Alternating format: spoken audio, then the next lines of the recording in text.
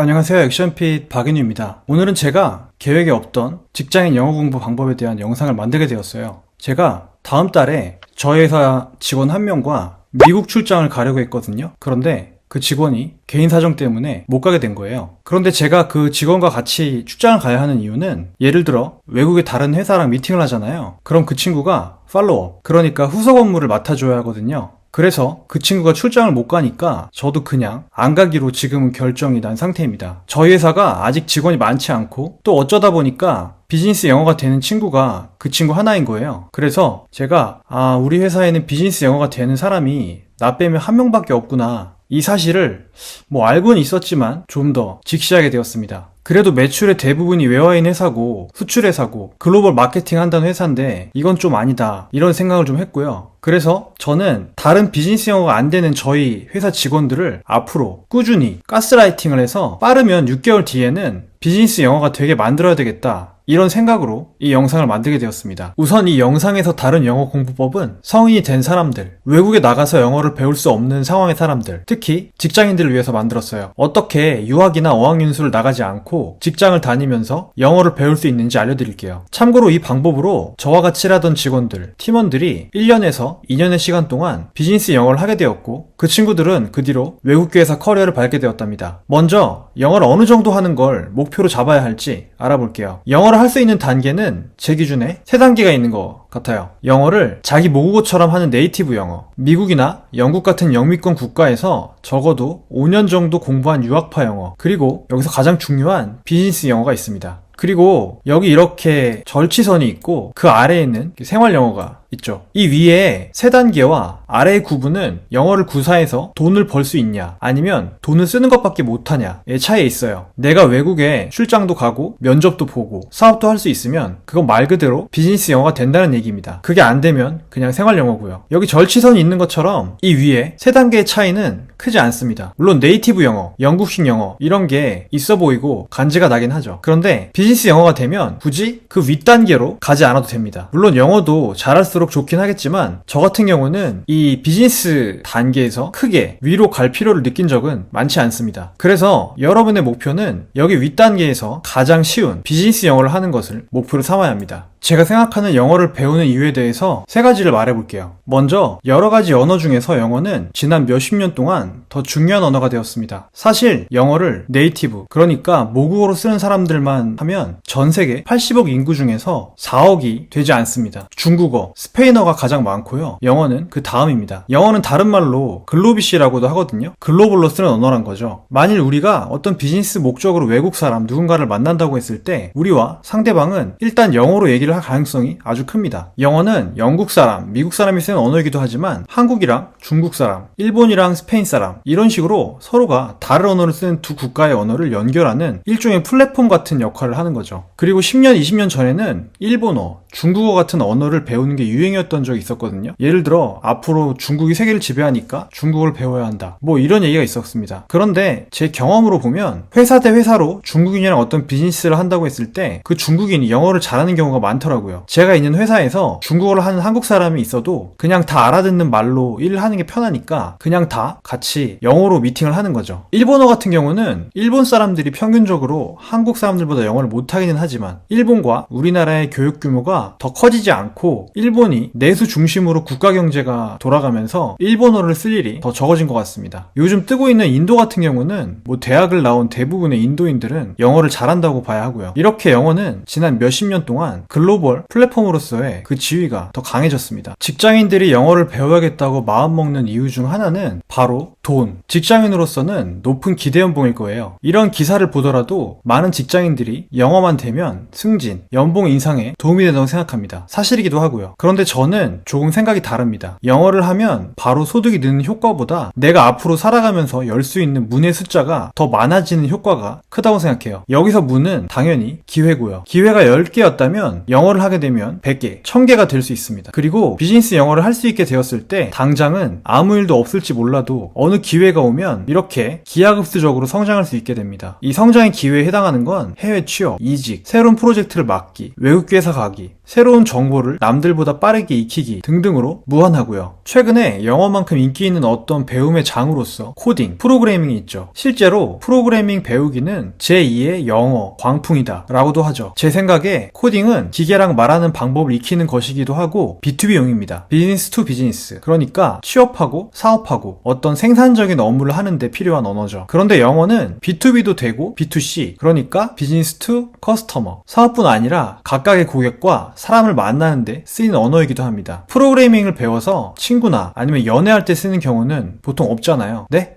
코딩으로 여자를 꼬신다고요? 그런데 영어는 취업하고 사업하는 데도 쓰이고 친구 만나고 연애하는 데도 쓰이는 B2B, B2C로 전천후 활용 가능합니다. 물론 우리는 소프트웨어가 지배하는 세상에 살고 있고 코딩과 프로그래밍을 조금이라도 아는 것은 앞으로 21세기 지식정보화, 4차 혁명, AI 뭐 이런 어쩌고 저쩌고 세상을 살아가는데 엄청난 도움이 된다고 생각합니다. Software is eating the world.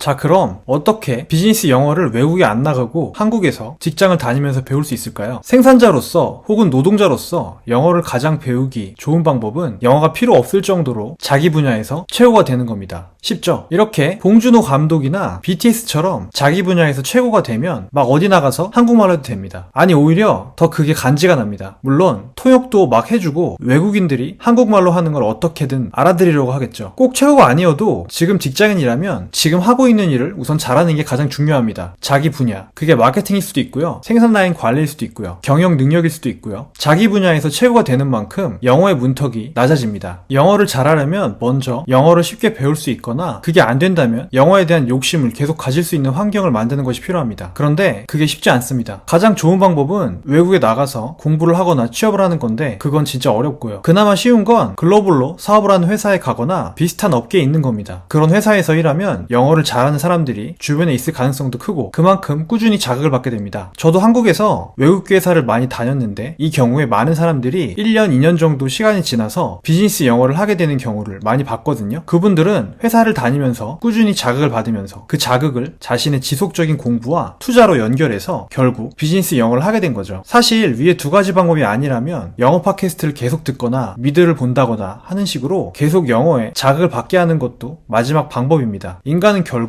주변의 것들을 욕망하게 되니까요. 그럼 제가 생각하는 한국에서 가장 작은 비용과 시간을 들여서 비즈니스 영어를 할 수 있는 방법에 대해서 말해볼게요. 그건 바로 전화 영어입니다. 그냥 인터넷에서 아무거나 검색해서 하면 돼요. 보통 비용이 한 달에 5만원에서 10만원 정도 들거든요. 1년이면 100만원 정도인데 여러분의 미래를 바꾸는데 아깝지 않은 돈이에요. 보통 전화 영어 하는데 20분, 30분 정도 하루에 들고 복습을 조금 하면 하루에 40분 정도가 들어갈 거예요. 주말에도 복습하는 걸 추천하는데 이렇게 공부를 하게 되면 1년에 360시간 정도가 들어갑니다. 이렇게만 꾸준히 하면 바보가 아닌 사람이라면 비즈니스 영어가 1년 뒤, 2년 뒤에는 그냥 됩니다. 그리고 어떤 사람들은 영어 강사가 필리핀 사람이라서 네이티브 영어가 아니니까 안 좋은 거 아니냐 이러는데 거기 선생님들이 보통 한국 사람들보다 영어를 훨씬 잘합니다. 배우는 건 나보다 조금만 뛰어난 사람한테만 배워도 효과가 있습니다. 사람들은 보통 뭔가를 하려고 할 때 방법을 많이 생각합니다. 어떤 방법으로 하면 좋을지 인터넷에서 막 검색하고 후기 찾아보고 막 비교하고 그러거든요. 그런데 문제는 방법이 아니에요. 꾸준히 하는 게 바로 방법이고 핵심입니다. 그런데 제가 많은 방법 중에 전화 영어를 추천하는 이유는 전화 영어가 다른 사람, 즉 외국인 강사가 내 일정에 개입됨으로써 강제로 나를 공부하게 만든다는 거예요. 이 강제성이 꾸준함을 유지하게 할 수 있습니다. 그래서 되도록 처음에 할 때 100만원 이렇게 크게 결제하는 걸 추천합니다. 현질 앞에 장사 없습니다. 오늘은 직장인 영어 공부하기 1편으로 영어를 배워야 하는 이유와 가장 좋은 영어 공부 방법에 대해서 배웠는데요. 다음 시간에는 저는 어떻게 영어를 배웠는지에 대해서 얘기해 볼게요. 영상이 유익하셨다면 좋아요와 구독 눌러주세요. 안녕.